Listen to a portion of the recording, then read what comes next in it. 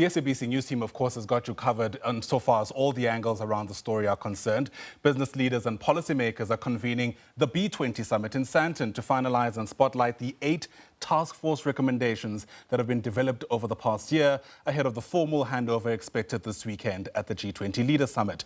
Watching that leg of the big story is SABC News reporter Liabo Setho, who joins us now live. And Liabo, there's been several days of discussions there. Help us distill through some of them and what you reckon some of the most salient points emerging there are.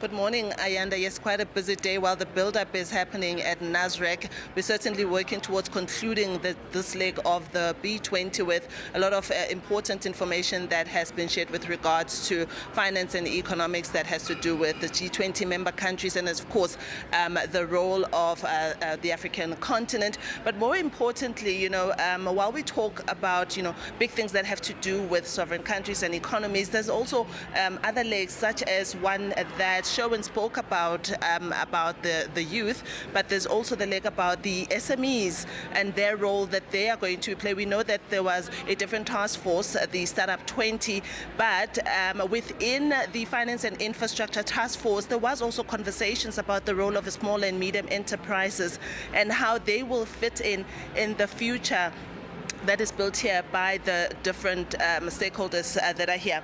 And I've invited Luthando Vuba, who's the executive head for international trade at Standard Bank Business and Commercial Banking. He sits on the trade and on the finance and infrastructure task force, and he has quite a special interest on SMEs, just like I do. And I want to find out about what does this whole thing mean for those SMEs that are watching us. Luthando, good morning, by the way, that are watching us today and thinking, they're all gathered there in Sandton. How is this going to make my business better? Good morning to you and good morning to the viewers. Thank you for that question. I think it's important just perhaps to create light on the B20 process that feeds in to the G20. G20 is constituting of about 80% of the world's GDP when it comes to these economies or these countries that are part of it. So I think the significance here is that what the B20, which is the business arm of it, is lobbying is for the policies to shift towards more enabling, investor-friendly and accessible, inclusive market, through our government stakeholders. And so in the Finance and Infrastructure Task Force, that has been very key because although not very rhetoric, overall reiterated in the rhetoric, but in the whole B20 process, it's rooted in inclusivity, and that includes SMEs, youth-owned businesses, women-owned businesses.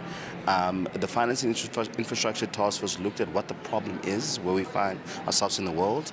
There is a threat to the multilateral trading system, which means if things continue the trend that they are, whether it's policy shifts or tariffs, it will become more and more costly and difficult for SMEs to operate and to remain in business. Yeah. So we said our policy is to look at what is structurally needs to be done, and so we spoke to around cost of capital, which is a key inhibitor, because any SME, you want to start up, you need funding, you need to bootstrap, you need the seed capital, and you'll be able to have the working capital, and banks can only play but a certain role because we are regulated. Right. And so we called for the different stakeholders in the financial value chain, so the multilateral development banks, the development finance institutions, each one within their mandate, how do they help de-risk and enable more finance to flow into the market? What that means practically, as a SME, there's now additional sources where you can lend. There's more fintechs that could be starting up and do micro-lending,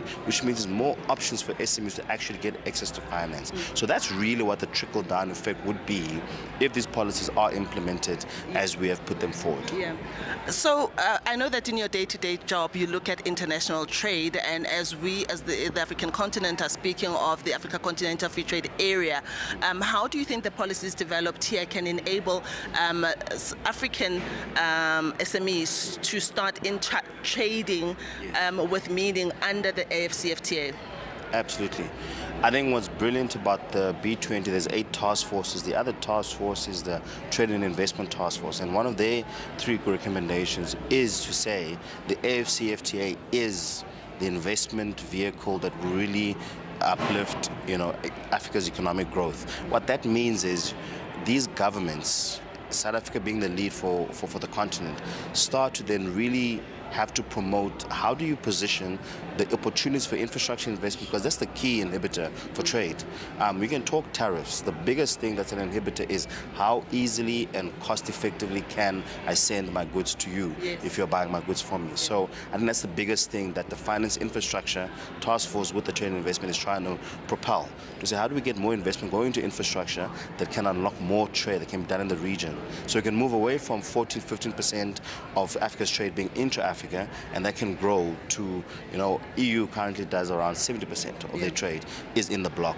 And that's really the first thing. The second thing is unlocking the markets. If you have policy makers, in other words the governments, starting to harmonize it, you also make it easier for me to trade. So when I'm selling to you in your market, there aren't a range of different policies or regulation, and then when I get to another market, it's a different. So those are the things that I think FCFTA is certainly done a good job to put an agreement in place that then lays the groundwork for those things to fall in place, but they still need to be worked on and put in place in the bilateral agreements between the different countries. Luthando, thank you so much. And I'm going to now have a chat with Lorraine Mekwa, who's the client executive for Sanlam Corporate. And Lorraine, thank you. Welcome to SABC News. Luthando was just talking about the inhibitor that infrastructure is, especially with when you talk about intra-Africa trade among SMEs, etc. Tell me, you also sit on this task force, and your role in making sure that infrastructure does not become a blockage, but a stepping stone going forward. Yeah, and thank you for having me, by the way. You're welcome. Infrastructure is such a big enabler for our members, our clients in our business. It's a backbone of an economy. So when we think about the services that we provide, we want to make sure that people are retiring comfortably, as an example. It's not going to happen if they have saved up what they needed to save, but they do not have the necessary clinic to be able to take care of their health. They don't have bridges, they don't have roads, they're hitting potholes all the time. So it's important for us to understand that the wellness of the people that we're looking after is not just in their hands in terms of making sure that they're saving adequately and they've got adequate medical care, medical savings and insurance. It's about making sure that they have everything else that they need in order to be living happily. And that means that they are in an environment that enables them to get from point A to point B, and like I said, not be using their savings to be closing the gap where infrastructure should be coming in. So I guess then the part of the role that we're playing here and making sure that this becomes an enabler is, really being part of this discussion and representing the voice of these people that are part of our business to make sure that we understand their pains, right? Because of when we look at the information that we have about them, we know where the pain points that they have are. So when we sit in these task forces, we're sitting there and we're making sure that they are getting all of those things that they need to be in place to be closed. All right. Lorraine, thank you so much. Unfortunately, I have to keep it there, but I'm going to speak to you off camera because I think this is quite fascinating. I've been speaking to Lorraine Mekwa on my left, and earlier on I spoke to Luthando Vuba from Standard Bank, and we've been chatting about their role in the Task Force of Finance and Infrastructure Development that they've been part of, and the role that, how SMEs will be included in the policies that will be made, as well as infrastructure development as well.